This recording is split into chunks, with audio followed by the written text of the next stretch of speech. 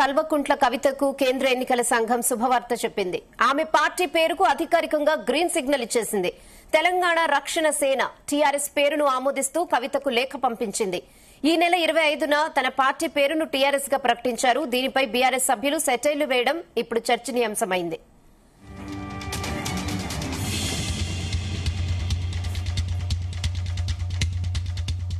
ఇదే విషయంపై మరిన్ని అప్డేట్స్ మా ప్రతినిధి వంశీకృష్ణ అందిస్తారు. వంశీకృష్ణ, మనం చూస్తా ఉన్నాము 25వ తేదీన కవిత పార్టీ ప్రకటన చేసినటువంటి విషయం మనకు తెలిసిందే. ఆ రోజు తెలంగాణ రాష్ట్ర సేనగా ప్రకటన చేసినటువంటి విషయం మనందరికి కూడా తెలిసిందే. ఆ రోజు బహిరంగ సభ నిర్వహించి తెలంగాణ రాష్ట్ర సేనగా ప్రకటన చేశారు. ఈ రోజు అధికారికంగా ఈసీ మరొక పేరును కూడా ఏదైతే ఇచ్చినటువంటి పరిస్థితి కూడా మనకు కనిపిస్తుంది. తెలంగాణ రాష్ట్ర సేన కాదు, తెలంగాణ రక్షణ సేనకు సంబంధించి గ్రీన్ సిగ్నల్ ఇచ్చి సేపటి క్రితమే అధికారికంగా ప్రకటన చేసినటువంటి సందర్భం కూడా మనకు కనిపిస్తా ఉంది. అయితే 5 పేర్లను వీళ్ళు ఏదైతే ప్రతిపాదించడం జరిగింది, అందులో పలు పేర్లను కూడా మనం చూడొచ్చు. అందులో సంబంధించి చూస్తే మాత్రం తెలంగాణ ప్రజా జాగృతి, తెలంగాణ జాగృతి, తెలంగాణ రక్షణ సేన, తెలంగాణ రాష్ట్ర జాగృతి, తెలంగాణ ప్రజాశక్తి, ఏదైతే ఈ 5 పేర్లను కూడా కల్వకుంట్ల కవిత అటు ఈసీకి ప్రతిపాదన చేశారు. ఇందులో ఏదో ఒక పేరుని ఏదైతే ఫైనలైజ్ చేయమని, అయితే అందులో ఈసీ తెలంగాణ రక్షణ సేన పేరుని మాత్రం ఫైనలైజ్ చేయడం జరిగింది. దీనికి సంబంధించి కూడా అధికారికంగా గ్రీన్ సిగ్నల్ ఇచ్చినటువంటి పేరు సంబంధించి కూడా మనం చూస్తా ఉన్నాము.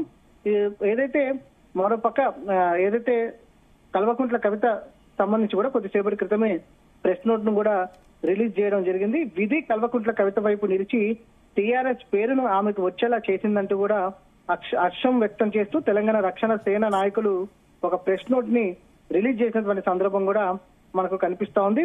టీఆర్ఎస్ పేరును అధికారికంగా కల్వకుంట్ల కవితకు ఇచ్చిన కేంద్ర ఎన్నికల సంఘం అంటూ కూడా మరొక నోట్ ను కూడా రిలీజ్ చేసినటువంటి సందర్భం కూడా మనకు కనిపిస్తా ఉంది.